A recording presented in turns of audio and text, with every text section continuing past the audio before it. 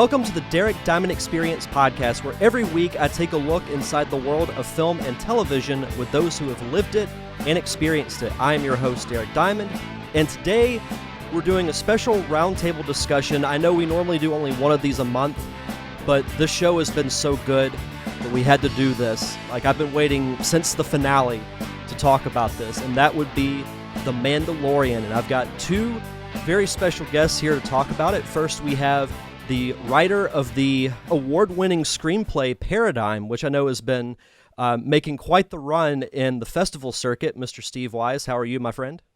I'm doing good. Thank you for inviting me on. Absolutely. And also joining us, we have actor and fellow podcaster, the host of the Lights, Thunder, Action podcast, Mr. Thomas Carter Rochester. How are you, sir? Hello there. I am absolutely wonderful. I'm not going to be Obi-Wan Kenobi the whole time, though. How are you, Derek? I love the impression, by the way. I love Obi-Wan. He's my favorite character from Star Wars. He's the best character from a certain point of view.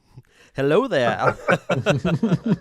It's weird because my two favorite characters are Obi-Wan and R2-D2.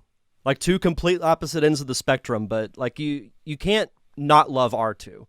He's just been responsible for so many fun moments in the Star Wars franchise, so you gotta love him. They're such both as sassy. Flying somehow.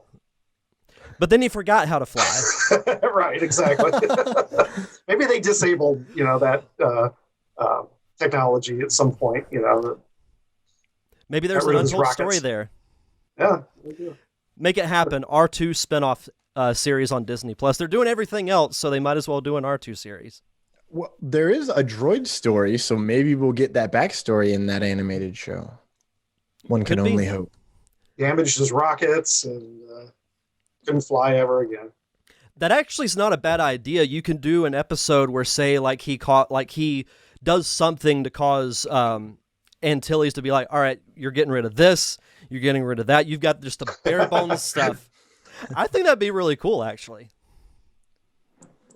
But that's just me. Yeah, he's too much like Anakin, so they had to, take him down a couple pegs. Yeah, for sure. So we're here to talk about The Mandalorian, which just wrapped season 2, and we'll get to the season as a whole here in a second. But I wanted to ask both of you, and Thomas, we'll start with you, because all three of us are huge Star Wars fans. What was your initial reaction a couple of years ago when the Mandalorian series was announced? Because it was something that we didn't really know a lot about. Like, you think of the upcoming Obi-Wan series. Everybody knows who Obi-Wan is. You have other properties that are more known, but you're like, what is this Mandalorian? Like, we know Boba Fett, but we didn't really see much of him in the actual film. So what was your initial reaction when you found out this series was announced? My initial reaction was, because if I remember right, it was just, we're making The Mandalorian. That's all they announced. And I was like, cool, that's not very vague at all. It's like an entire planet, an entire creed and race. So like, thanks for narrowing down what the show is going to be about. But because they didn't narrow it down, and having watched all of Clone Wars and Rebels, I was like, well, I hope they bring in this character and this character and that character and this character, and they bring Boba Fett back to life. They bring him out of the Sarlacc pit. They bring back Tamura Morrison, and pretty much everything I was hoping would happen, except for one character, happened this season. So it's very exciting. What about you, Steve? Well, a couple things first. I know they had been talking about a Boba Fett movie for a while. I think James Mangold had been attached to it at one point, and it never materialized. And when Solo, underperformed, let's say, and Lucasfilm decided, okay, we're not going to pursue any more standalone films right now. It was kind of disappointing to not see Boba Fett be developed as he should be. And there was also George Lucas at one time, before he sold Lucasfilm to Disney, was developing a live-action Star Wars series, which got scrapped. Apparently they had like 50 scripts or so that were just sitting on the shelf. And some details have come out as far as what he was doing, and it doesn't sound great. So there was already hype for a live-action TV series and something with Boba Fett in it. And so I was excited for both those things. And when neither of them happened, it was like, eh. And then here comes live-action Star Wars series about a Mandalorian, but not Boba Fett. So it was kind of a unusual thing, and I was excited about seeing Star Wars on a weekly basis, but I didn't know what to expect, and honestly, I had kind of low expectations. So um, when it finally premiered, it was a very pleasant surprise. And I should preface this by saying, if you have not seen, especially season 2 of Mandalorian, go watch it, then come back and listen to this show, because we're going to get into all the spoilers. Were we supposed to watch season 2? Might help. Sorry. Yeah, we're not only. I'm just gonna throw this out there because I say it in my show all the time. We're not just gonna spoil like the Mandalorian season 2, but season 1 and every show and every movie and possibly every book. If it's in Star Wars, we're probably gonna ruin it for you. So if you're ready for that, just be prepared, because we're going there. We are. Absolutely. And it's one of those things, like, I'm very much spoiler friendly in the sense that I like to give people time to watch the episodes. Like, I was having this conversation the other day, is like, usually with movies, I think 2 weeks is about the right time frame as far as not posting spoilers. And then with Mando, especially with this season, I tried to give roughly a week before I would like say anything on social media. Because with the finale, it was really hard. Because, and we'll get in. I'll save it. We'll get into that in a bit. But I echo your sentiment, Steve. I remember reading about that live action series that George Lucas was developing. And I was like, oh, Star Wars on TV, awesome. You give me Star Wars content, and I will take it. At this point, like, to me, you can't have too much Star Wars. Some people, thought that there's a little bit, oversaturation with the spinoffs, with the trilogy, but I personally never felt that. I didn't think Solo was a terrible movie. It's not the best Star Wars movie, but it had its moments. But none of them are perfect, besides Empire Strikes Back. But that's a discussion for another time. But there's the kiss. Well, yeah. I try not to think about that. But yeah, so when I found out about The Mandalorian and then it wasn't about Boba Fett, I was kind of disappointed, because here's a character that people love, but if you think about it, he didn't really do anything in any of the movies. He just kind of fell in the Sarlacc pit, and that was really about it. So I didn't really know what to expect. I know that it was set in the Star Wars universe, so I'm like, obviously I'm going to give it a shot. And then the first episode dropped, watched it, and I was hooked. Like this, it felt like Star Wars. Mm-hmm. And that's something that I think the more recent movies have lacked, in a sense. Mm-hmm. Like this, to me, and maybe being the time period, because The Mandalorian takes place 5 years after Return of the Jedi. It felt like that original trilogy, in a sense. You know how like that original trilogy had stuff that you didn't quite know what was going to happen, and it had that little bit of a kind of a weirdness to it in a way, but that added to its charm. And that's what I felt about The Mandalorian. Do you guys feel the same way? Well, I don't know if I totally agree that the sequels don't feel like Star Wars, because I think that they made it a concerted effort to try to make it feel like it was in that universe, as opposed to the prequels that obviously were cleaner and they weren't as, it wasn't as grimy of a world. And, the ships were shiny and brand new and sleek. And, so it just the prequels had a different feel to it. It literally felt like it was in a different universe because it was supposed to be a different time and place. Right. But yeah, you're right. Mando, it felt like we dropped right squarely into that time period that where it's supposed to take place. And what I find funny, though, is all the callbacks to the prequels that it has, that it doesn't only reference the events that in their timeline had just recently happened, with Return of the Jedi having taken place just like 5 or 6 years prior to that.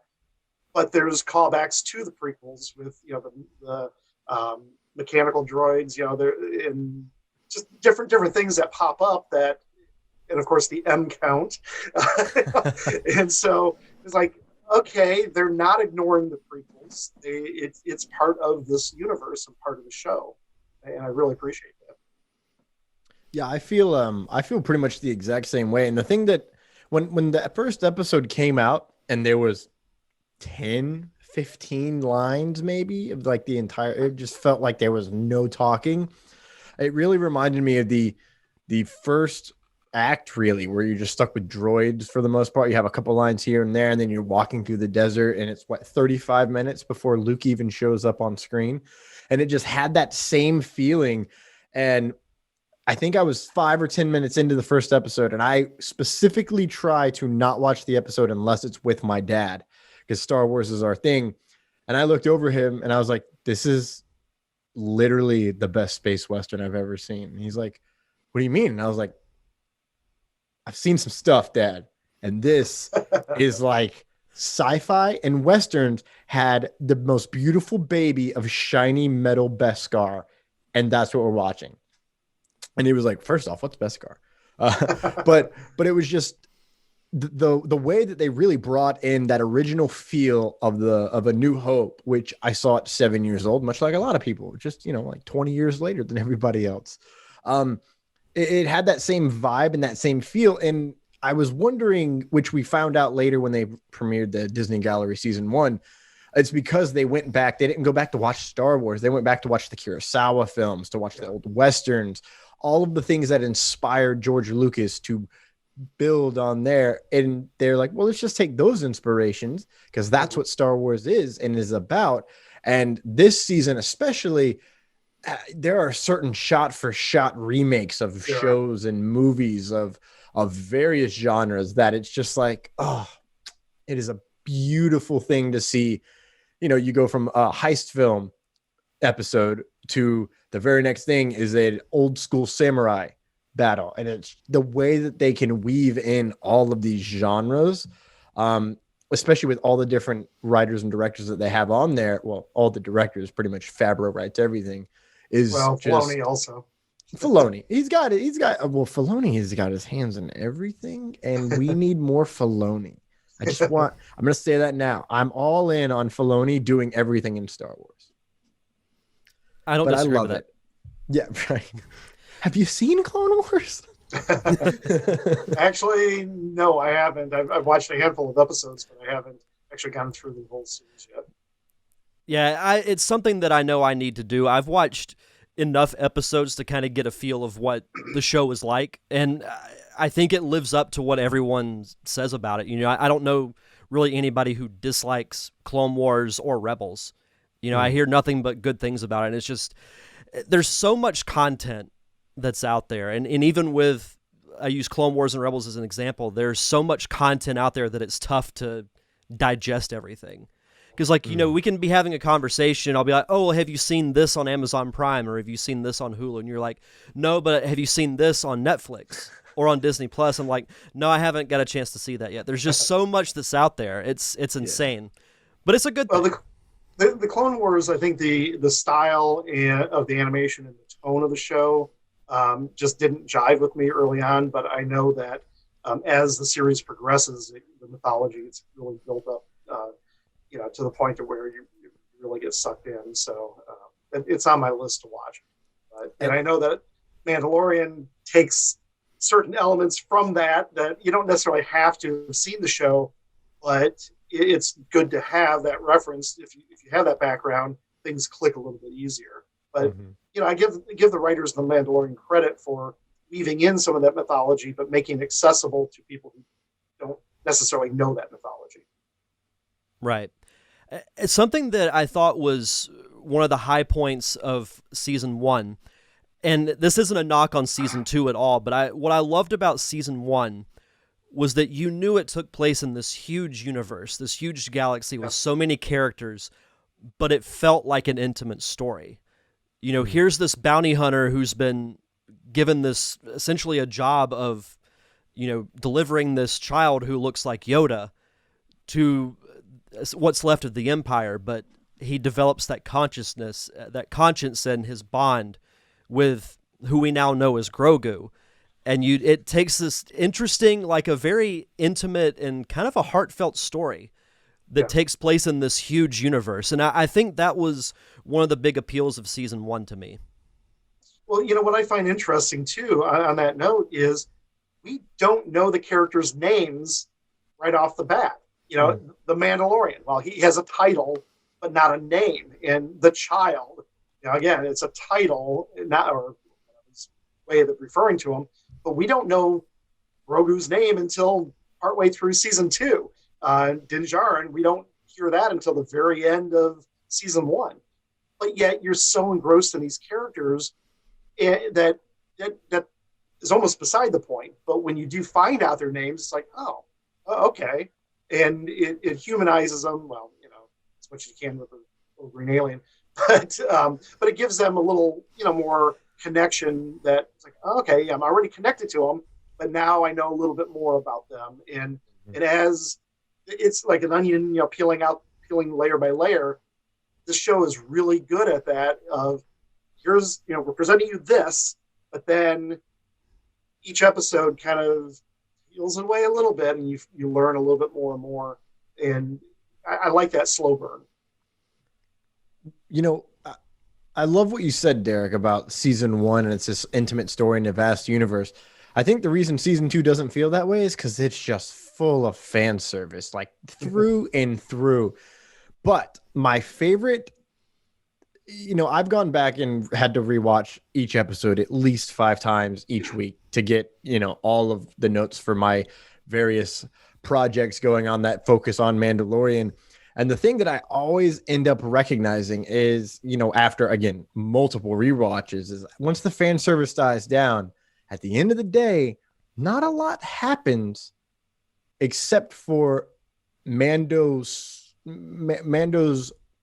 mother cub vibe and wanting to protect Grogu gets so heightened to the point that when we get to the finale, he does the thing we never thought he would do for Grogu. And not only that, but you have that major moment that happens and then it ends with the moment that, of Grogu and Mando parting ways. And it's just so heartbreaking after going, screaming at the TV, making, pretty worried that I was going to have the cops called on me because I'm freaking out, screaming like a woman, like, what's happening? To just bawling my eyes out and going, you can't let him grow, man. He's so cute. Like, how are you going to live with yourself? And they just switched it on a dime in a way that, only really seems to happen in Pixar movies. Isn't it crazy that they took a puppet and made him one of the most likable and, dare I say, lovable and relatable characters that I've seen on screen in quite some time? Yeah. It's insane. But like from the very moment that he shows up, like everyone loves Grogu. And it's crazy because I haven't felt like, and maybe the Star Wars bias in me is showing here a bit, but dare I say in conversations I've had with people that aren't like huge Star Wars fans, they watch The Mandalorian for this character. And they're like, I swear if something happens to him, I'm going to find Jon Favreau and I'm going to beat him myself. It's crazy. But yeah, I keep thinking, had they had all the Baby Yoda merch ready for last Christmas, they would have made so much money. They're still making a lot of it now, but I think the demand just would have been so high.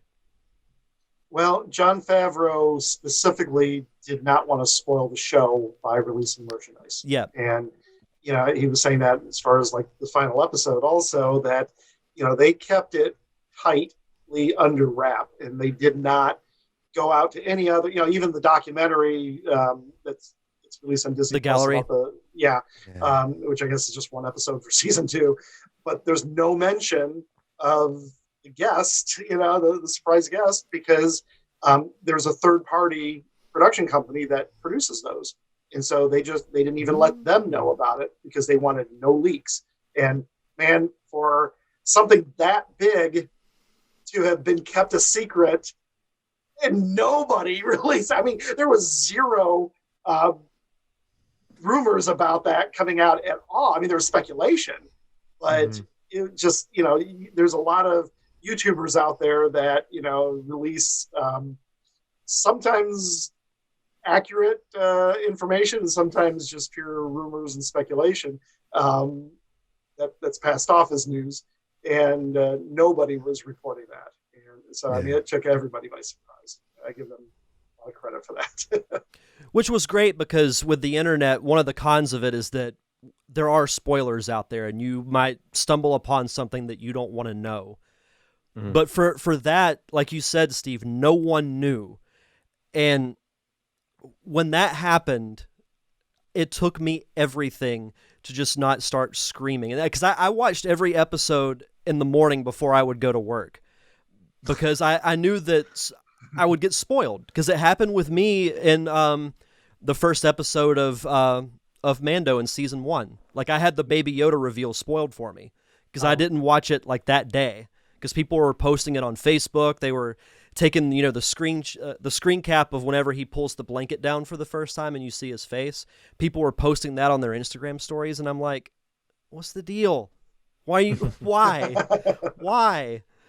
And so I made it a point that I would watch every episode before I went to work. And when that happened, because I was watching it at like 7:00 in the morning, and it took me everything to not scream and wake up my girlfriend in the next room. Like it just took everything. I'm just like,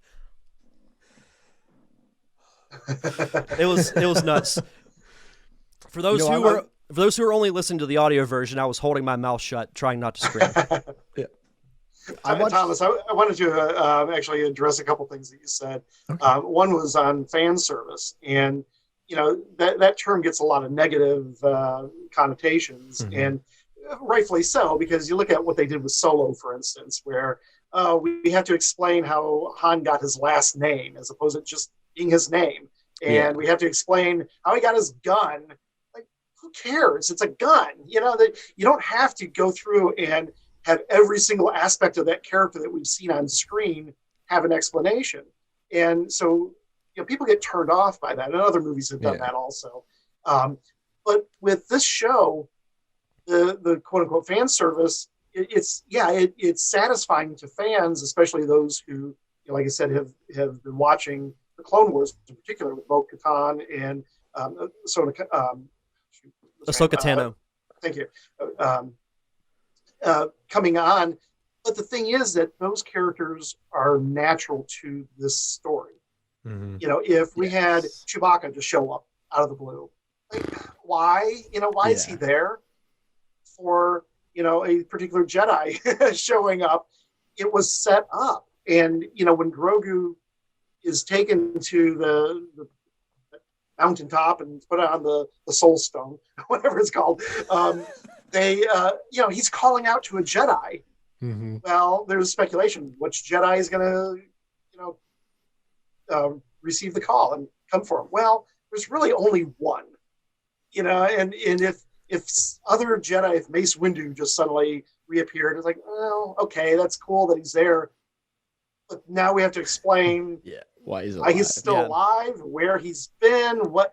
It wouldn't make sense in the context, and the few other characters that were bounced around too. But there's really only one logical character, and man, they delivered. And so, yes, it's appealing to the fans. It's fan service in that regard, but it works in the context of the story. So, it organically happens, which is very rare these days, when it comes to pop culture icon or zeitgeist shows and movies. It's usually just like, we're doing this. And it's like, oh, that's awesome. I wish you had done it a slightly different way because that sticks out like a sore thumb. Right. Wonder Woman just did something that I did not anticipate them doing. And everyone that I watched it with was looking at me like, are you okay? And I was like, you guys don't understand what they're about to do, but I picked up on what they're putting down. And they're just like, what? Then they didn't. I don't want to spoil it for anybody because I don't know if anyone's seen Wonder Woman, but they did something that I didn't expect and I lost it. And I tried really hard not to scream because there was a lot of dialogue going on. But I agree. And as someone who has watched all the other things, the fact that they made it work so well and it just happened organically is what makes, I love fan service. I am a big fan of the fan service. Very often do I not like Han, how he got his name, really dumb. Han getting his gun, I didn't even realize that was his gun. I didn't care about the gun whatsoever. So like most of the time, I'm just like, yeah, give it to me, hit me. And if I don't like it, oh well, I'll just brush that off like I'm Luke Skywalker in Last Jedi. Well, the other thing too that I was going to mention was you talked about the Grogu being handed off and he and Din separating. Well, that again is the logical ending for this because everything was building up to it. That was his mission. That was his quest, was to deliver Grogu to his people, and he did. He succeeded, and I think everybody was expecting that to take longer. So not to end it right there on season 2 with that, but the thing is that's precisely what season 2's story was. So if they didn't end it that way and okay, we have another continuation, then season 3 just becomes more of the same. So now we don't know what to expect with season 3. We've got issue with the Black Saber and Bo-Katan and okay, that all that drama. But are we going to see Grogu again? I have a sneaky suspicion we will. Maybe not right off the bat, but they could do a time jump and have it several years later, or moved right into something else. But I'm sure they've got something up their sleeve that will be interesting. Yeah, and as having watched Clone Wars, I'm getting this feeling like they're gonna take a quick Clone Wars vibe, and because they've mentioned that it might not be the show might not be a linear story, and they keep hinting at that. So I'm wondering if perhaps season 3 might be Din's, and I'm thinking of this on the spot right now because I have a whole different fan theory that I've been working on for the entire season of what season 3 will be. But I'm wondering if season 3 might end up being like interspersed with a simple story and then flashbacks to explain what's happening, similar to how we got Cobb Vanth's flashback in episode 1 of this season, chapter 9. But I think that if they do go that route, then what is going to happen after is going to make it be a lot more monumental, and it'll feel more earned for the audience. Because I'm just going to say it now, I think Mando becomes the Mandalore, and I've been on that train since season 1. Season 2. Once they mentioned that the Mandalore is not Bo-Katan, I was like, oh, well, then in that case. But I'm in the fact that Ahsoka and Rangers of the New Republic and Mando are all supposed to tie in together, but Ahsoka's not finished being written. Rangers of the New Republic, no one has any idea where that is, and they're about to film season 3 of Mando.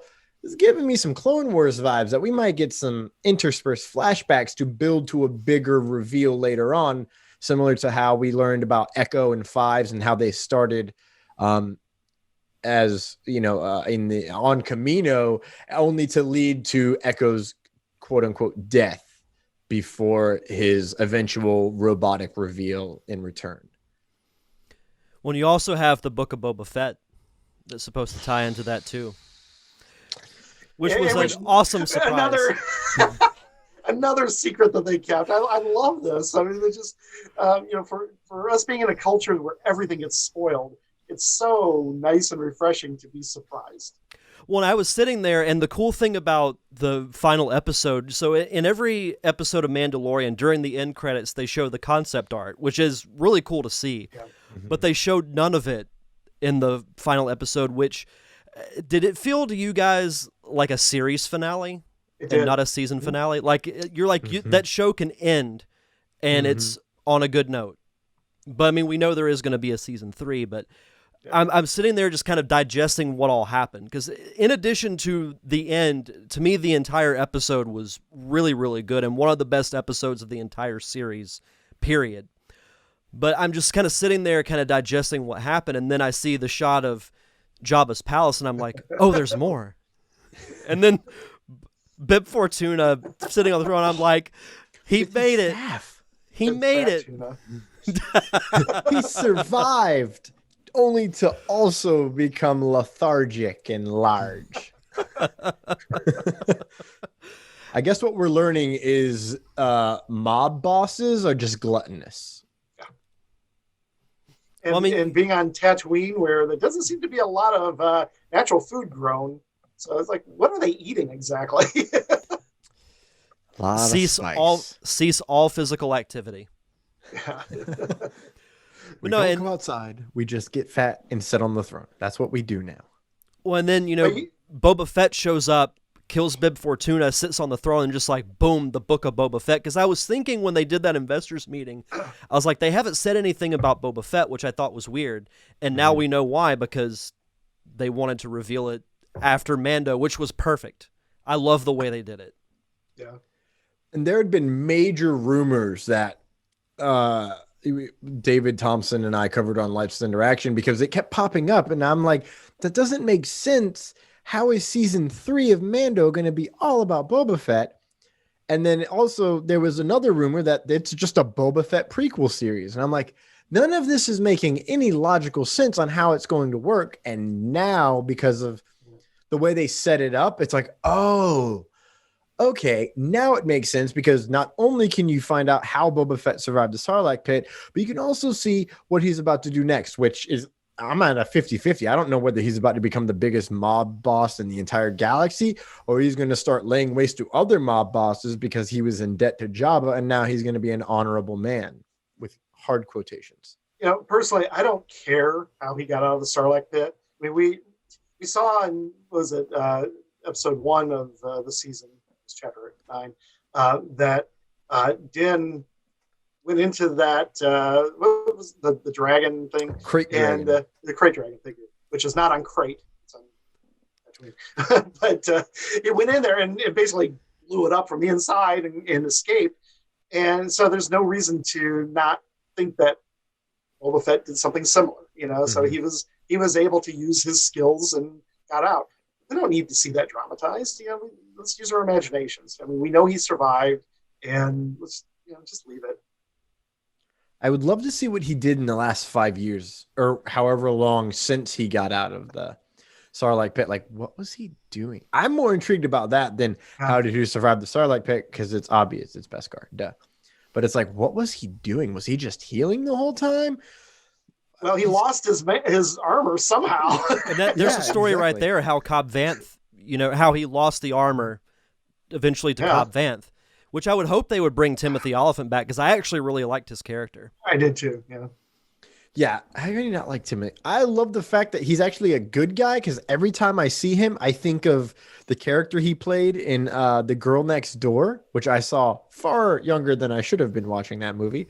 And I'm just like, that guy, I instantly thought he's like, I bought it off some jobs. I'm like, you're a liar. You lie all the time. And then I'm like, oh, wow, he's actually a nice guy. Okay, I like this version of Timothy Oliphant. More of this, please. I was expecting some type of twist where he was going to be a bad guy, but I was actually relieved to find out he was not.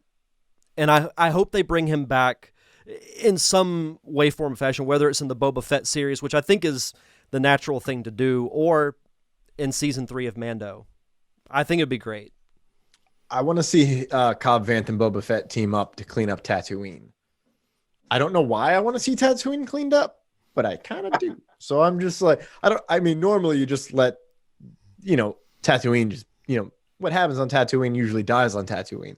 But I'm really intrigued to see what happens, because Boba Fett could be the magistrate of that world very swiftly, and it wouldn't take more than, I don't know, whatever a month would be on that planet to like clean up all of Tatooine, because he would just kill anybody like he did Bib Fortuna. Well, my question is, do they still have slaves on Tatooine? Probably. We never saw that in the original Star Wars, of course, but never got into the culture, the politics of Tatooine. Mm-hmm. At that point. So maybe that's something that they could explore. Boba Fett frees the slaves. Mm-hmm. Oh, that'll piss Padme off.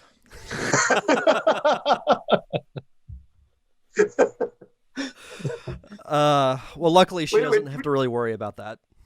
Which, by the way, another thing that I really appreciated was how they handled the Sand People in Yes. that episode, Mhm. because it literally was the cowboys and Indians type of story, where it's like, okay, you have these enemies that have to team up to fight a common enemy, and you look at the indigenous people and kind of the tribal, and realize, okay, they actually have their own culture, and they're not necessarily bad guys. They just look differently than what we know.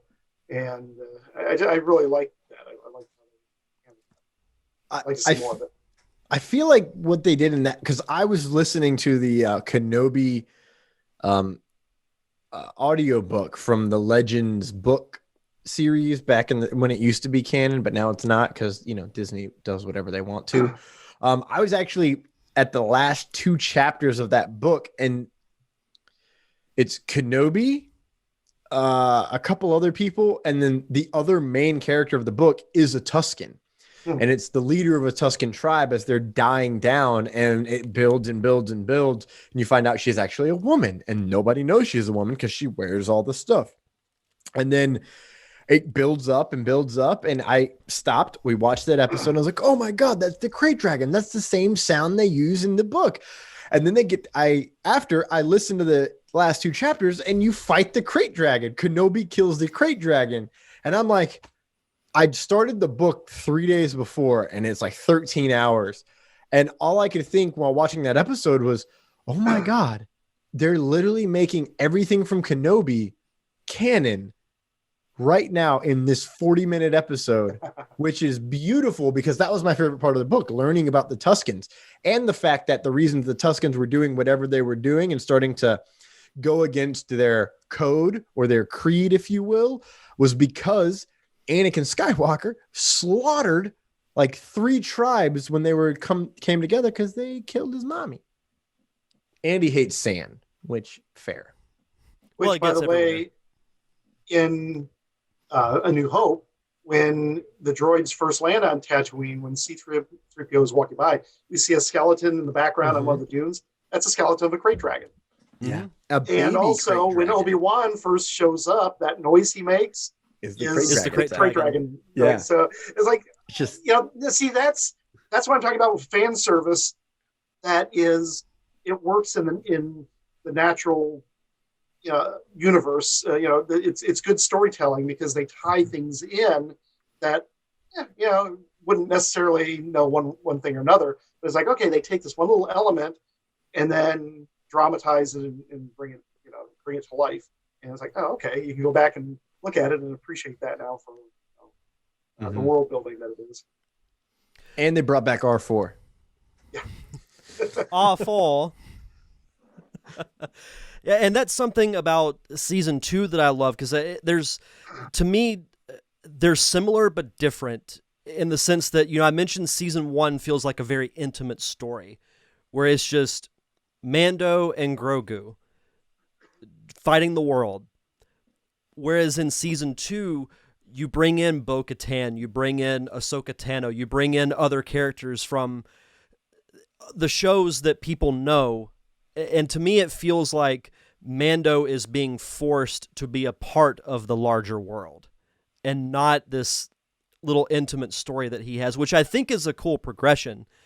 I don't know if you guys felt that as well, but that was something I especially noticed after the first episode where Bo-Katan shows up, is that I feel like, okay, now he's, to use an Obi-Wan quote, he's taken his first step into a larger world.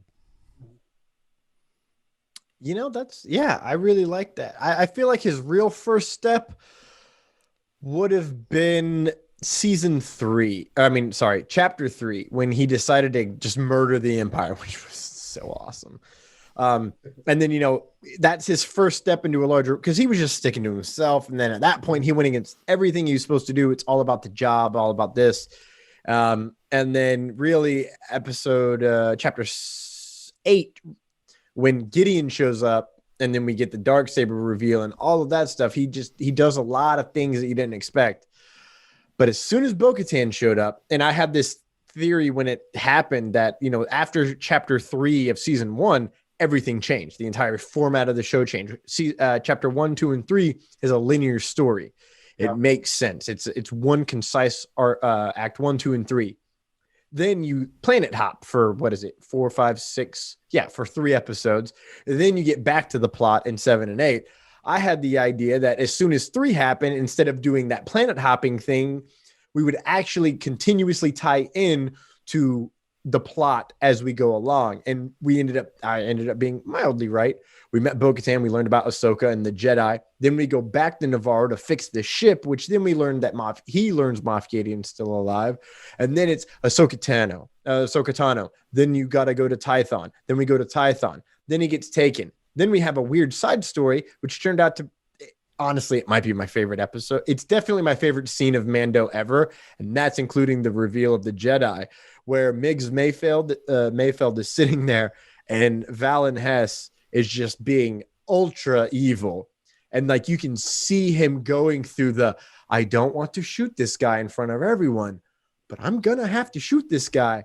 And as soon as that episode ended and I realized it was Rick Famuyiwa, I was like, give that man an entire trilogy, because all of his episodes have been my favorite episodes until this season. Episode 6 is my favorite episode. The Prisoner, excuse me. That is my favorite episode. It's so weird. It's so violent. It's so Star Wars. And the Jawas and, Suka. I loved that. And that episode, like, I need him to do a whole trilogy or give him a show, because he delivers all the time. And he goes into the weirdest parts of the corner of the galaxy and makes you go, I never thought of it like that. Yeah. And I don't remember how I started this, but Rick Famuyiwa, my trilogy. If you take away anything from this podcast, it is that. Yeah. No, and that's the cool thing about the show too, is, we mentioned the earlier episodes of season 1 having that kind of Western type of feel. You take the Jedi episode with Ahsoka Tano. If that doesn't feel like a straight up Japanese samurai film, I don't know what it is, because it's even like shot for shot like a samurai film, which I think is great. There were some people I read online that were complaining it was too little on the nose, but like I didn't think that. I think if anything, it added to the feel of the episode. First off, too little on the nose for people who have never watched those samurai movies. So come on, it's not people like are going to complain to complain. Yeah, I mean, it's not like there's this huge fandom of samurai, movies out there that, I recognize that shot from that movie. No, these are for cinephiles and people who, know the material. And there's very few people who, I haven't watched all the samurai movies, and, I've studied foreign language films. But to go back and see what they've done, it's like, oh, that's really cool. That's just, it gives you new appreciation for how much detail they put into this series, both from the writing and directing standpoint. Well, and some people are just going to be negative for the sake of it. I can't remember the website, but there was a website when I was reading like a recap of that episode. They actually had screen caps from old samurai films and put them side by side with screen caps from the episode of The Mandalorian. And I was like, this is really cool. And to add to your point, it just shows the care and the dedication that these filmmakers have to make the show a reality. And it shows through every single episode, because you can tell that Favreau, Filoni, and everyone who works on this show genuinely cares and wants it to be good. And it shows to me in every episode, even the episodes that may not be as good. Like, I know a lot of people didn't like The Passenger from this season, but even still, like that compared to other episodes I've seen of TV, yeah, Frog Lady, it still wasn't. Yeah, was it probably my least favorite episode of the season? Yeah, but I didn't hate it. Yeah, I didn't either. Well, I hated the spiders because. Oh, I love this. And that added horror elements. Yeah. But Derek, you're talking about, the negativity. We've reached a point now, there's a cycle that we go through with anything that becomes popular that, so it's new and it's exciting and people have jumped on board, and then there's this, great love for it. And then it reaches a point where then people start tearing it down. And there's already people that are starting to do that online. And, like a particular so-called journalist that was reporting inaccuracies and trying to say how, there's all this behind the scenes drama, and that Pedro Pascal, was had walked off the set and they fired him halfway through production because he wanted to take his helmet off. He didn't want to have to wear that. And it's like, you look at the way that the series is laid out. Yeah, he does take his helmet off, but it makes sense in his character arc. At no point did we ever get the sense that, oh, okay, we're doing this because the actor, kind of like Spider-Man 2. There's a lot of shots of Spider-Man after he's taken his hood off, and largely that's because Sam Raimi felt like we needed to humanize him and see his face as opposed to seeing the hood. Well, yes and no. I disagree with that to some degree. But with The Mandalorian, that's his character, and they, episode by episode, they set the stage that, that's his creed, and that's a belief that's ingrained in him that he cannot let any other living being see him with his helmet off. And then there was some complaints about the season 1 episode where he took his helmet off, but he did it to let a droid see him. So that was like the first step. But then, when he, in the scene, Thomas, that you were talking about, where he had to take his helmet off for the face scanner to read his face, he did that to save Grogu's life. And so that was more important. And then finally at the end, he took his helmet off to say goodbye to Grogu. And, it's like, here we see these steps leading up to a change in his character. And it's not because an actor threw a hissy fit. It's because the writers planned it out. And, it's just irritating to see where people are spreading rumors that are unfounded that end up proving to be false. Well, I might be misquoting this saying, but I can't remember where I heard this, but it's something along the lines of, what do people love more than idolizing heroes? Tearing them down. Mm-hmm. And that's literally what it's like with this. I was, I know, Steve, you and I were briefly talking about that before we started the show, and I was reading up on it, and it was just like, on what basis are you reporting that? Like, how do you know that this happened? Because like you sources. said, unnamed sources. But no, it makes perfect sense because it made for a emotional moment, because it shows how much he cares about Grogu, because it's ingrained in the viewer fairly early that his creed is very important to him. But the fact that he would break it to save Grogu's life shows the importance of their bond. Right. And then, like you said, that whenever Grogu leaves in the finale, it's just like, if you didn't tear up when that happened, I don't know what's wrong with you. Oh, right. Well, and the same person that was trying to those rumors also was saying the book of Boba Fett was going to be season 3 of The Mandalorian because they fired Pedro Pascal, and now Boba Fett's going to be taking over, and that was clearly debunked. And it's like, come on, why are you doing it? Oh, well, I know why, because it gets people to click on YouTube videos and puts more money in our pocket. So, but it's just, I don't know, like I said, that kind of reporting, or so-called, it's just rumor mongering, it's tabloid journalism, and to some degree outright lies.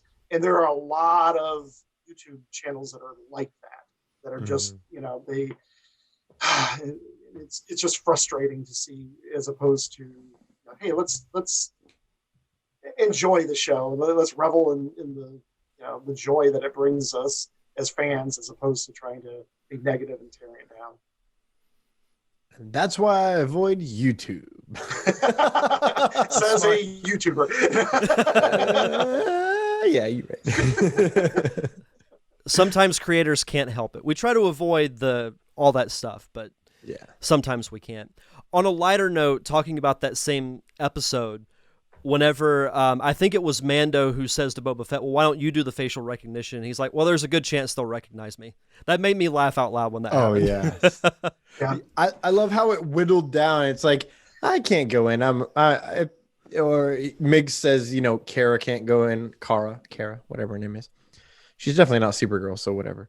And then it's like, oh, what about you? And Fennec Shan's like, I'm wanted by the ISB. Well, that's not a good sign. And then he just looks at Boba Fett and he's like, let's just say they might recognize my face. And I'm like, yeah, they will, you dirty little clone, you. Also, aren't you wanted for leaving the Empire high and dry right before something? I'm pretty sure you are. And it's just like, oh, okay, so Mando has to do it. And then, of course, Miggs is like, is it you can't take your helmet off or you can't show your face? Because there is a difference. And it's like, this Bostonian, this space bastion guy over here is just spitting truths. It does prove that there is a space Boston. The fact that they cast Bill Burr,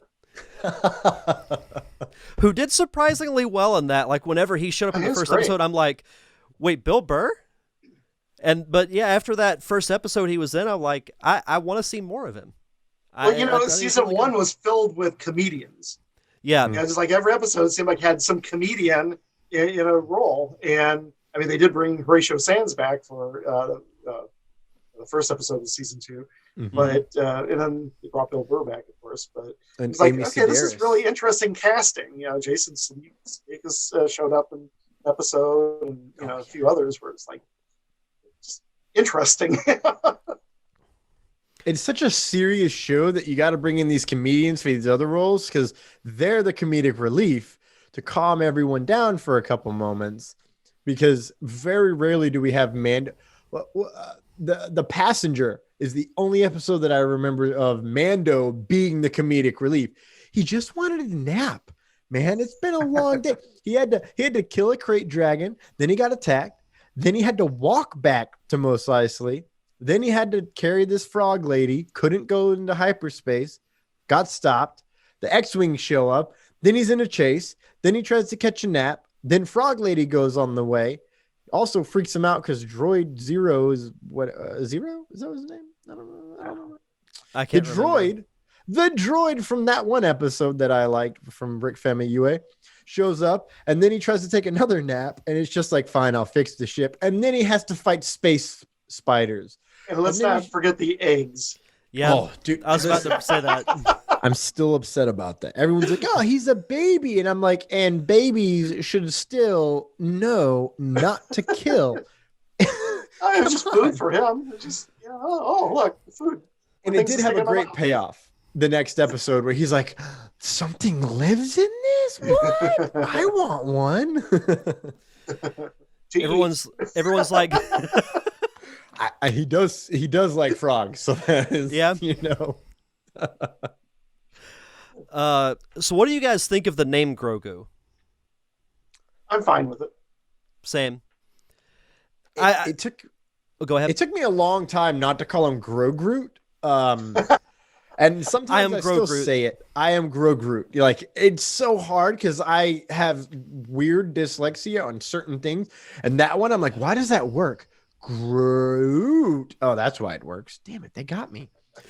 Merchandising. And but did you know that was actually spoiled months ago from like 3 months before the season even premiered? A security guy told his friend that the baby's name was Grogu, and it was posted on Reddit. And I read that and I was like, that's not the name. That's literally just pulling a name out of your ass. And it's just like, oh, this is the name. And then it turned out to be the name. And I was like, why do I know that name? And then someone posted, like, it was spoiled on Reddit 3 months ago. I was like, I read that. That's why I was like, yeah, that's his name. Of course, that's his name.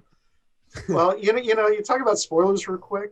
When Return of the Jedi came out, I was like 15, I think. And I actually knew that Luke and Leia were twins before I saw the movie, before the movie came out.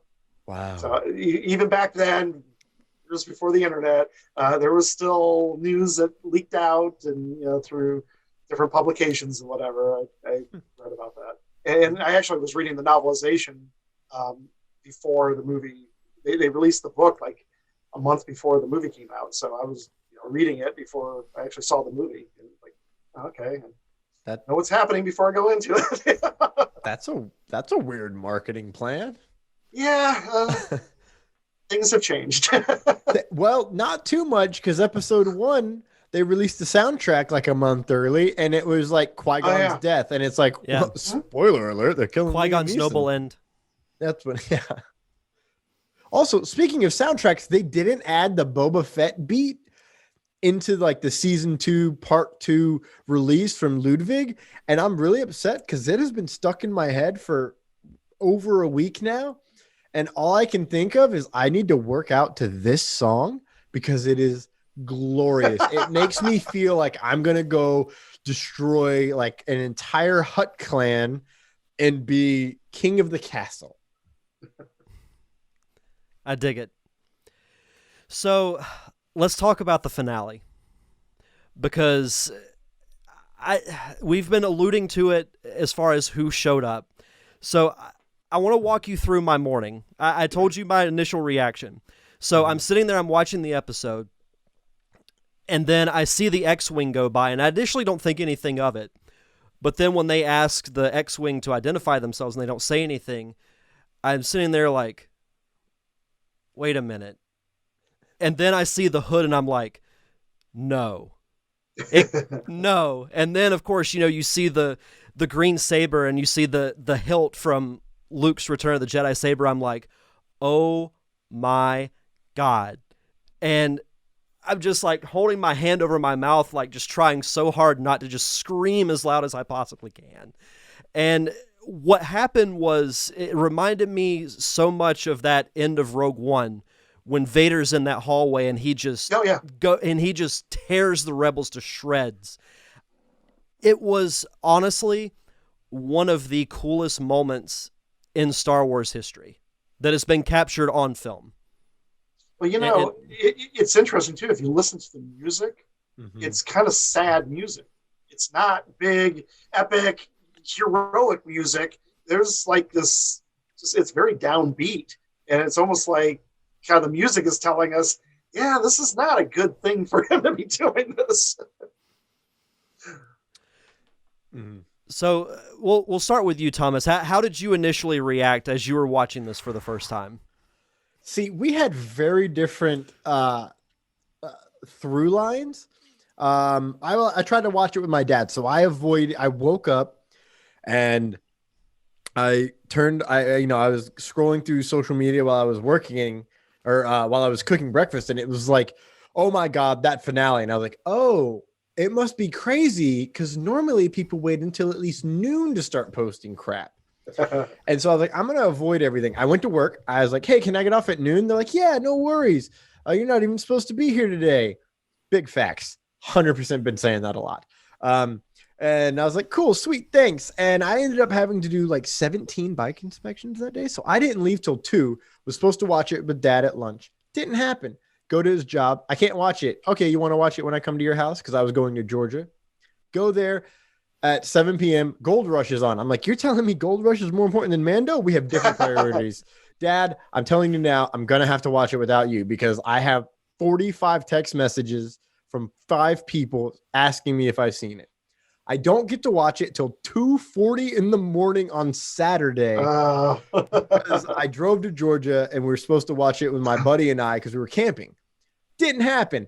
So I am 100% exhausted. I'm on like hour 20 something of my day, and I'm laying there. The X-Wing goes by and I go, Luke Skywalker, easy. And then I'm like, but they're not gonna do that. Identify yourself. He doesn't say anything. I was like, well, I wouldn't say anything either. So that's not really Luke. That's not anybody. Very Anakin vibes though. I wouldn't say that. Then he's in the hood and I'm like, they're not doing Luke Skywalker. There's no way they're going to do Luke Skywalker. Green lightsaber. I'm like, it could still be Ezra, technically. I mean, and then they show like a glove, and I was like, well, we didn't see his other hand. Is his other hand gloved? I don't know. Then we see the hilt, and I go, oh my God, oh my God, oh my God. And I'm in a tent next to another tent, so I can't say a thing. And I'm just like, laying in bed. I'm so tired. There's no way they're doing Luke Skywalker. And I have 14 text messages in a row of OMG, OMG, capitalized OMG, OMG, OMFG, OMFG. Are they really doing Luke fracking Skywalker? And then we do the hallway scene, and I'm just like, well, it's obviously Luke, because that's too awesome for Ezra to ever do. Not that I don't love Ezra, but he didn't fight Vader. And then he takes the hood off, and I'm just like, at that point, when he goes to reveal the hood, I'm trying to focus, but after 20 something hours, I couldn't see straight. And I'm watching on a tiny little iPad. And I'm like, is that Sebastian Stan? Is that CGI? Is that? And I literally did this. I was like, what is happening? What is going on with his face? It looks like water is on his face. I'm confused. I'm like, that's clearly Luke Skywalker. And then he speaks, and I go, well, that's Mark Hamill's voice. How did they do that? And then it ends, and I go, I go to sleep, and I wake up, and people are like, oh, what'd you think of the episode? And I'm like, I don't know how to process it. It took me 5 times to actually process what I saw, and I still don't believe what I saw, because I can't believe they gave us Luke Skywalker at or around the height of his power and hubris, which is my favorite part of it, because it tied in. Watching it over and over, I'm like, this leads into Last Jedi, which I stand by as the best sequel film from that trilogy, and everyone hates me for it, but I don't give a damn. And it had such a beautiful through line with what he did, because it's like, this is where he was, and as soon as he loses his nephew, which I don't have kids, thank God, but I have a very close relationship with both of my nephews, and if I had to train them and then they fell to the dark side, I would just be like, you know what? I failed. I couldn't even save my nephew. I couldn't do anything. This is why I don't have kids. I'm going to go live on an island, and I'm going to drink, was it green milk or blue milk in Last Jedi? I'm going to drink. Last Jedi, I guess it was blue. green. Blue was on Tatooine. Yeah, blue's on Tatooine. I'm going to drink some blue milk out of space boobies and just be like, well, I tried. What about you, Steve? Well, I saw a couple things online that it's like, just no spoilers, but oh my God, type of thing. And I watched it on my lunch break and was just kind of blown away. The thing is that when I first saw the X-Wing, my brain went back to those other characters that were introduced earlier in the season that were like the New Republic soldiers. Yeah, exactly. They were flying the X-Wings, and because they were, it was a pretty major part of 1 or 2 episodes. So I just thought, oh, okay, they're bringing them back, because at that point our heroes they're cornered, they're trapped, they're going to die. There's no way out. So they had to kind of depend on a Deus Ex Machina kind of situation. So I was like, okay, how are they going to get out of this? You see the X-Wing, and like, okay, so the New Republic has come and going to save the day. And then, of course, the lightsaber and everything. And I was thinking, okay, are they doing Luke? Are they really doing him? And if so, who's going to play Luke? Mm-hmm. And just the fact that they were holding off, revealing his face, and revealing it, they were toying with us. I mean, that was just complete playing us. But it kept me on the edge of my seat going, are they really going to go with Luke? And if so, how? Because I was getting ready to be disappointed with just a stand-in, another actor playing Luke. Like, oh, okay, it's Luke, but it's not. I was like, okay, whatever. But then when he revealed his hood and it was obviously a de-aged, effect, I was very happy with that. That again, you talk about fan service. This is what would make the fans happy, to see Mark Hamill as Luke Skywalker, and know that he was, like you said, in the prime and able to do all these amazing things. And Mark Hamill's voice came out, and like, okay, I know that they de-aged him. Was it just with another actor, and they slapped a CGI face on him? Which, there's been a lot of talk about how iffy it looks. I was fine with it. There's a video on YouTube where they show a side-by-side comparison with that and a deep fake using Mark Hamill's real face, and the deep fake looks better. I'm wondering if they're going to go back at some point and just kind of redo it with the deep fake effect. But the thing is that at the end of the credits, I was watching. Oh, Mark Hamill, his name came up, and I had said a few weeks prior when there was all the speculation that if they get Mark Hamill to come back as Luke, that is the coup of the century. That would be just phenomenal, and they did. They pulled it off, and it's like, and as I said earlier, that was really the only logical ending for this story arc, and they did it, and it was very satisfying. And I'm still, kind of giddy over that they actually did that and surprised us with it too. One of the best parts about that is that it might have been the same day or maybe the day after Mark Hamill posted on Twitter. He asked, "Anything good on TV lately?" Yeah. It was that same day. Yeah. Because I saw that and I was like, shut up, Mark Hamill. You know Mandalorian comes out today, you jerk. Don't even. What are you doing? What are you saying? And then I saw it and I was like, I'm glad I didn't put 2 and 2 together in my busy day, because I would have been very upset because I didn't have it spoiled for me at all. I had not seen anything. I'd never even thought we would get Luke. Not like this, not in this way. And he's the one. I was like, oh, Ezra, maybe Cal Kestis, maybe we get a new Jedi who then finds Luke, kind of a middle ground. But the fact that it was Luke, and the fact that I didn't like the CGI because it looks watery to me. Mm-hmm.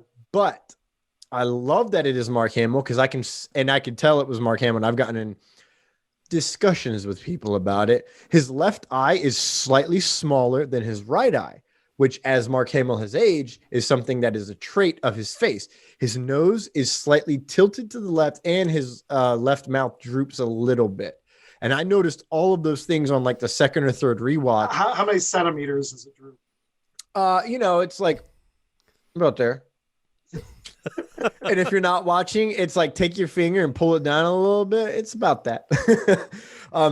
But the fact that when he picks up Grogu, he does something with his forehead and eyebrows, and I was like, that has to be Mark Hamill, because I just got real Last Jedi vibes on his eye line and the way his eyebrows moved. And someone's like, no, they had a double. I'm like, yeah, they had a double for the action, because Mark Hamill can't move like that in his age. I can't even move like that, and I have a bum knee. Like, that's not even bad. And the fact that it was Mark Hamill is the best. And if they end up recasting Luke, which I do hope they do, because I'd love to just see a lot more Luke, and it would be cheaper to recast someone, aka Sebastian Stan, and just kind of put some prosthetics on his face to help match, because they look enough alike as it is. I would like that than to get CGI, like de-aging someone over and over and over, and have to strategically cut and position things and craft things so that we don't see his face all the time. Because then that would kind of make it harder for Luke and Grogu to connect. If you compare how Luke talk to everybody else versus how Ahsoka and Grogu and Ahsoka and Mando interacted, there's a large difference in how it comes off to the audience. And that's the only reason I want them to recast that. And I would love to see Sebastian Stan kick some butt with a lightsaber and maybe a metal hand. I don't like the gloves. I'm that guy. I don't like the glove. I think I'm the only one who doesn't like the glove on Luke. I like seeing the metal hand. And that does bring up a good point. Will we see more Luke, or is this a one and done thing? We're going to have to see Luke again, I think, at least one more time. And it may not be an extensive, interaction, but there's going to have to be at some point, and it may not be the first episode of season 3, but at some point, Din is going to be reunited with Grogu.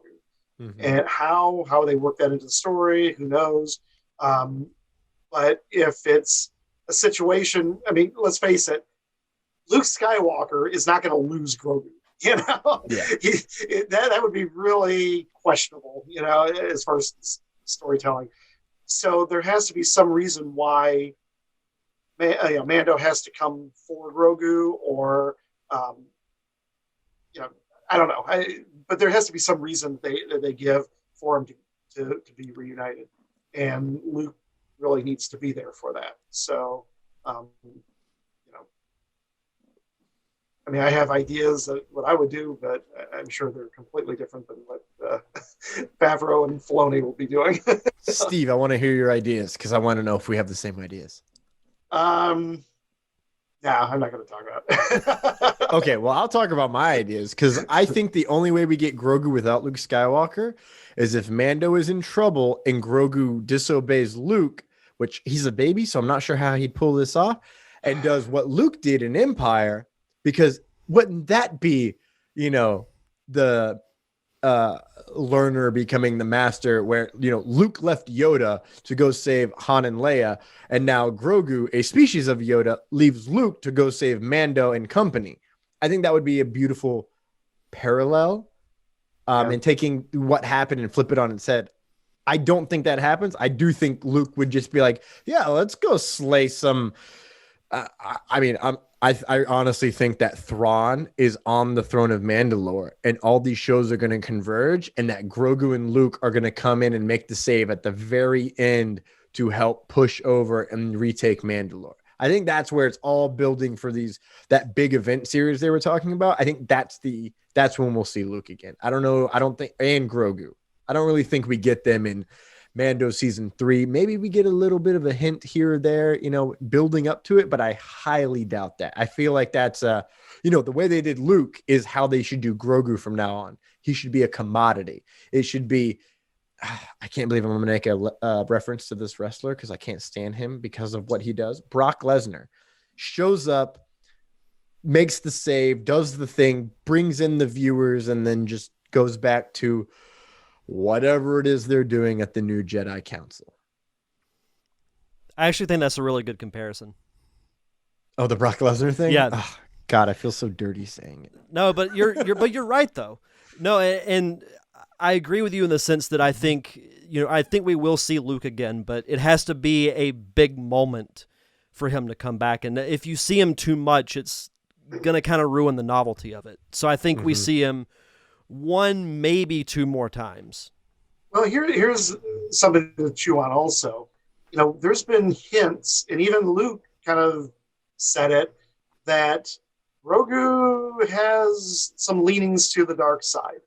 Yes. And it could be that Luke is not able to train him effectively. You know, because we don't know how much Luke has been training at this point. And kind of tying in with the Last Jedi, like Thomas, you were saying, which, by the way, I like the Last Jedi also. I think it's a very strong same. movie. I had a feeling you would, Steve. But you know, and Luke's character arc specifically is that he fails and has to overcome that, and he has to, you know, to basically return as who he was again. But maybe this was an early hint that not everybody who's Force sensitive is ready to be a Jedi. And that could be the reason why Grogu leaves Luke in the training. You know, maybe he has just enough training to be able to, you know, because he's still a baby. I mean, let's face it, unless we do a time jump, he's still going to be a baby for next, you know, number of years. But Mando's arc specifically is to become a father. And his arc isn't done yet. You know, there's still a lot of, you know, learning that he has to do as far as who he is as a Mandalorian. But, you know, him giving up Grogu was part of his growth. But I still think Grogu needs him as a father. And I think that's going to be really how they tie it in. I don't really know exactly. But I think ultimately the story is going to be that Grogu needs a father, not a Jedi teacher. which is an interesting mirror to how, honestly, the same thing with Ben Solo slash Kylo Ren. You know, he obviously had a very close relationship with his father.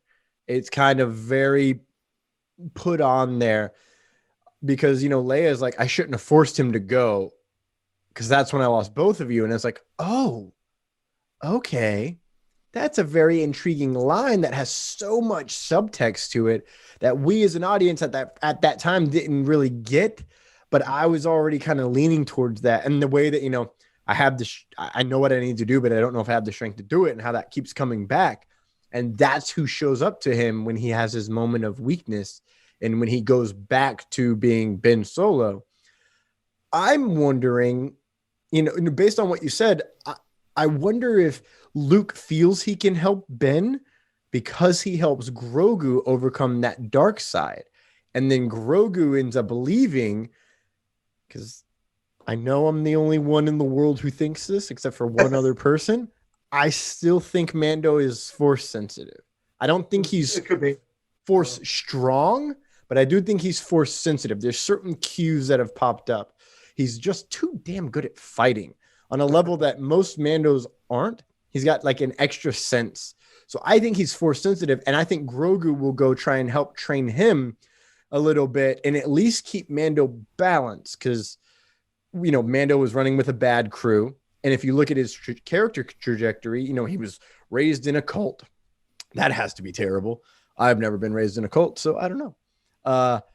And then he goes on, and he's, you know, working with less than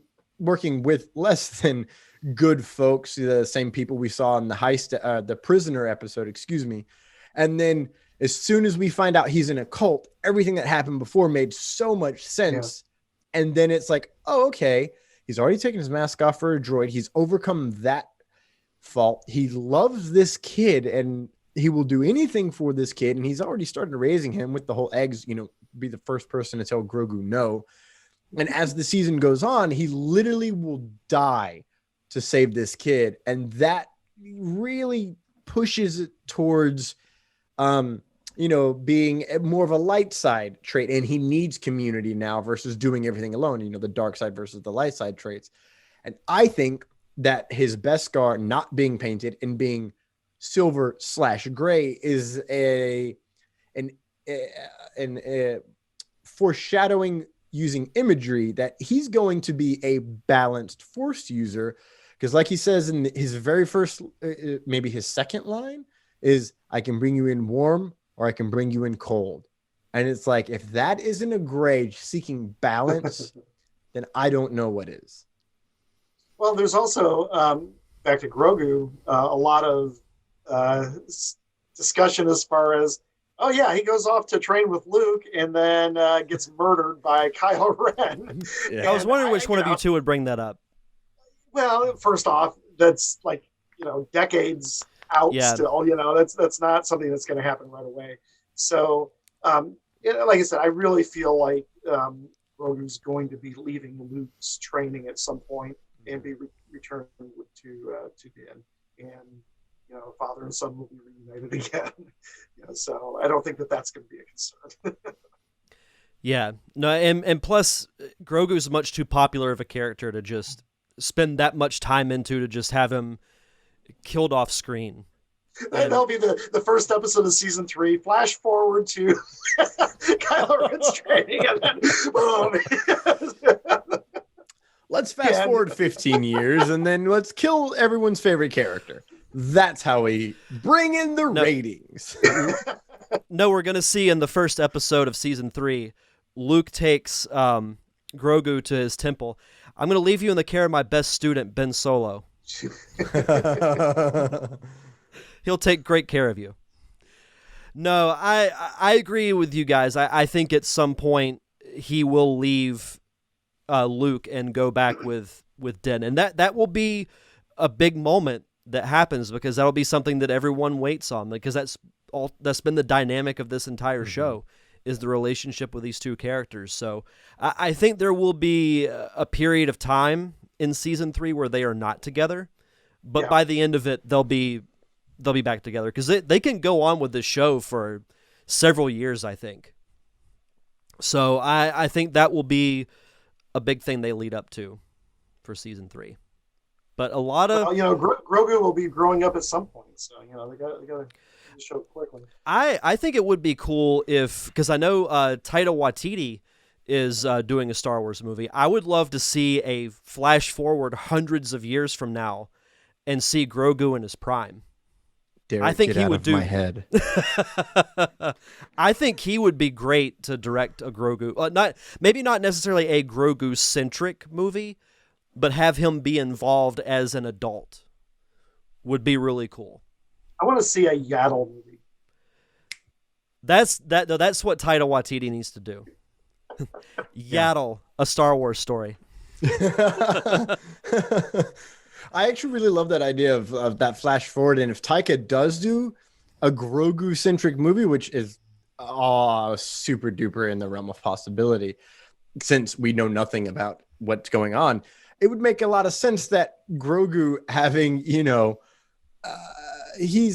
had his fun time as a baby, but also he's questioned a lot of what Din Djarin / Mando has done. And he's also picked up on certain things that Mando has done. He does certain things in the same way Mando does. I've noticed, he is a puppet, so there are certain minute motor functions that aren't the same as a human.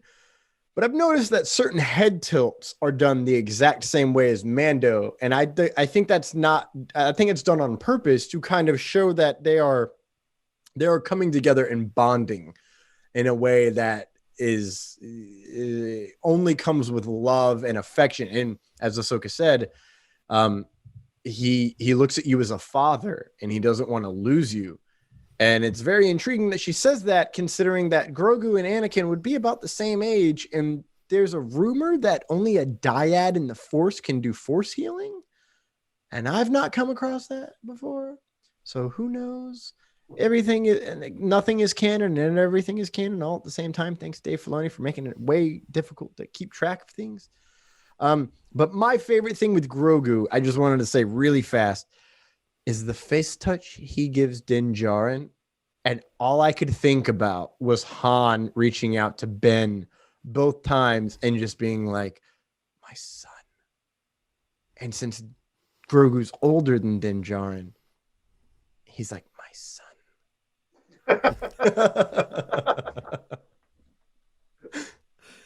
I like that. That's awesome. I have nothing.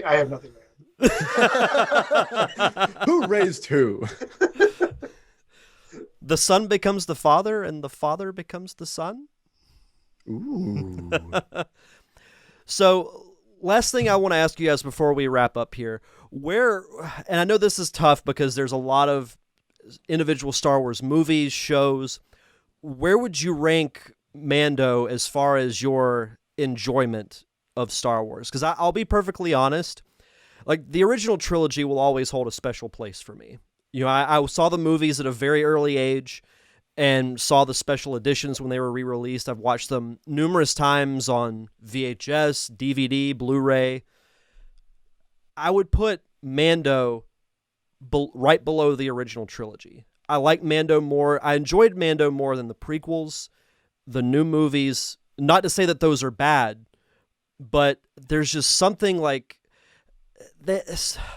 It has that certain magic that I felt like the original trilogy had. Not saying that, the prequels and the sequels are bad, but Mando just stands out to me, like from the storytelling aspect, bringing in all these really talented filmmakers to all come together and tell this really great story that spanned over 2 seasons. It's special. It's a very special series, in my opinion. Steve, we'll start with you. I think it is the best live-action Star Wars TV series. Agreed.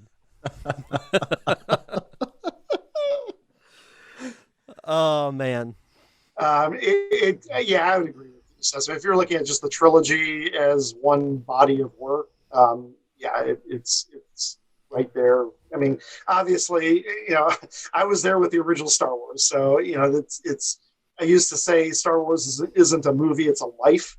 And, those, it's a little bit easier now that we've had so much of Star Wars and so many different offshoots to say, yeah, it's a movie. And yeah, these are individual films that have, good qualities and some bad qualities and, so on and so forth. But that original trilogy, those movies were something special. Those weren't just movies, just the amount of love and care that went into the making of them. And not to mention just the sheer audacity of trying to build a world like that and put it on screen was far above anything else that was out at that time. And just the special effects, of course, were so innovative. And I used to look at just even things like you'd see the on the Death Star and the landing bay, and you see starships out in the background, just kind of floating out there. So they would have had to have done optical printing for every one of those in different layers. Just why? Just because they needed to build this world. And so that level of detail was not lost on me. And not to say that the prequels or the sequels didn't have that, because I think in their own way they did. But I think that just the sheer cohesiveness of the series, and like I said, the level of detail and the level of care and love that's being put into the making of this, at least up to this point, is on par with what they did with the original trilogy. Thomas? This is such a hard question. I'm the guy who says Rogue One is my favorite Star Wars movie because I have trouble picking my favorite Star Wars movie. And Rogue One Rogue One is a war film that gives me Darth Vader at the height of his power. And it gives the creation of the Death Star, and it kills everyone in the plot.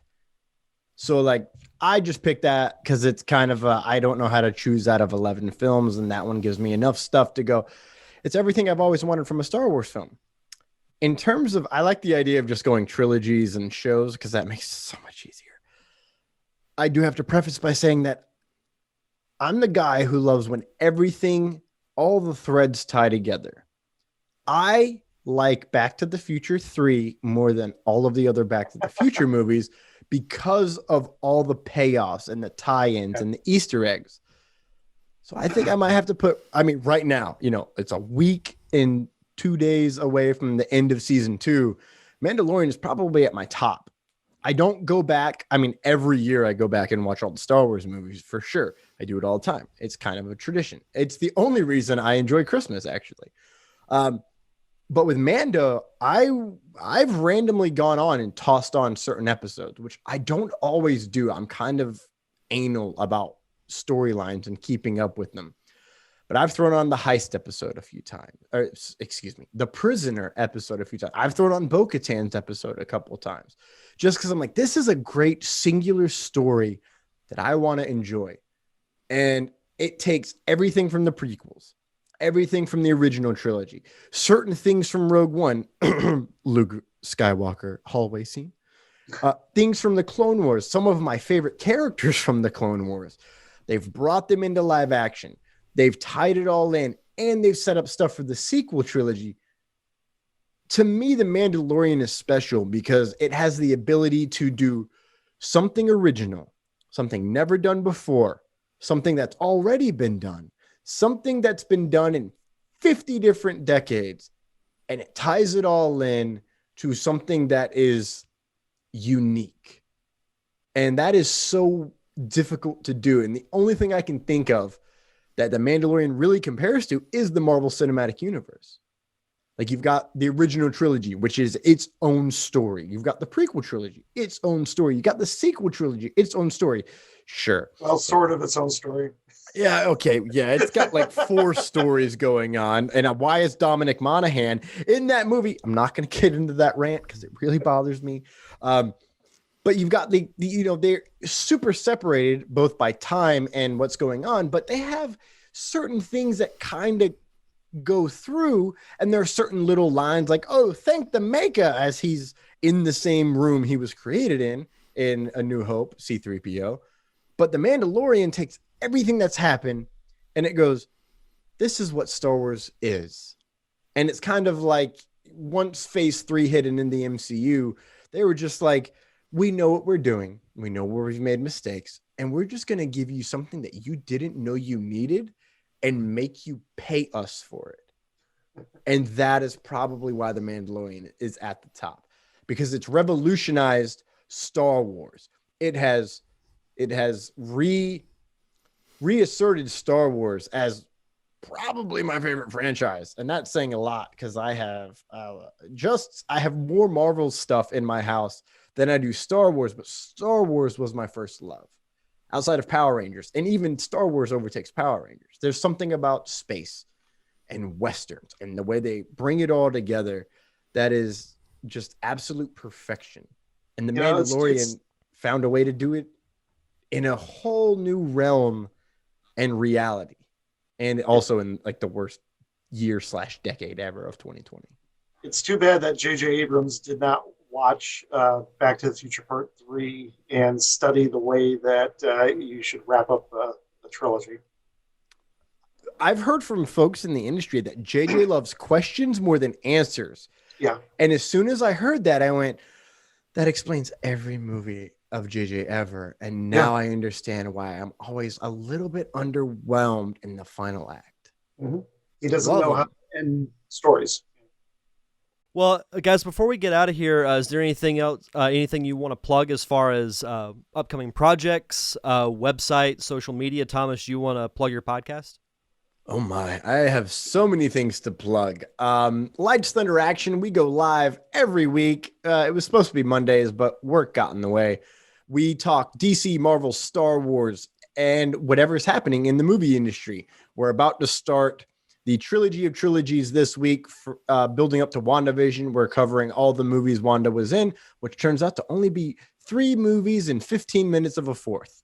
I said WandaVision is in, but we're doing that.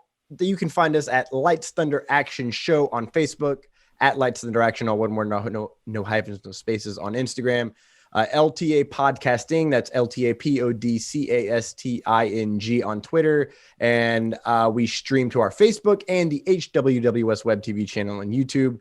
You can find Thor Watches The Mandalorian Season 1 and 2 on my Facebook, Thomas Carter Rochester -actor, or on Instagram at Thomas Carter Rochester, all one word, no hyphens, no spaces, or Life of Thor on YouTube. And also, you can buy merchandise, because merchandising is merchandising for Lights, Thunder, Action and Thor Watches at lotproductions.threadless.com/collections. We have a lot of great art created from a couple of graphic artists, including Josh Bauer and our social media guru, Terry McIver, which he designed my face and David Thompson's face and then wrote Lights, Thunder, Action in there. And it's possibly my favorite thing that's ever been created. And I can't wait to get my David Thompson shirt to wear every week on the podcast. I love that. Steve, you got anything? Well, if you want to learn more about me, go to StephenJWise.com. It's STEPHEN. And might be able to get some links to some of the things I've written if you're interested in that. We do have Pensacon that's coming up in 2 months, the end of February, and it should be interesting experience this year. So we're moving forward with it in a very safe manner. So tickets are on sale right now. You always look forward to Pensacon. Yeah, it'll be fun. Yeah. Well, and I think, and I know you guys will, take the proper precautions and everything, but I think it'll be a much needed thing for everybody after everything that's been going on. So when your stimulus check comes in, you put aside a little bit of money to buy a ticket to Pensacon. We're doing things in a very safe manner. We want to make sure that everybody has fun, but is protected. Right. Absolutely. Well, guys, thank you so much for taking the time to come on the show. This was great. I could talk Star Wars all night. I think we have. Well, it's not midnight yet. No. Yeah. Thanks for having me, Derek. I always love coming on the show, and if you like Star Wars, man, that's all David and I talk about in our group chat. So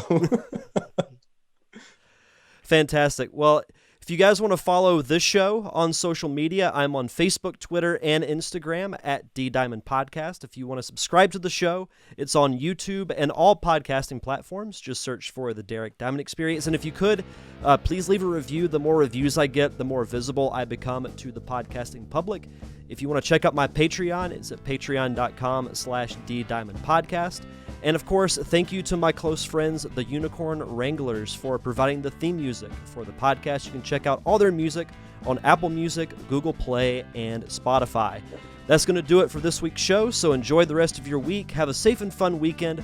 Thank you for tuning in to another awesome episode of the Derek Diamond Experience. I'm your host, Derek Diamond, and we'll see you guys back here next Thursday.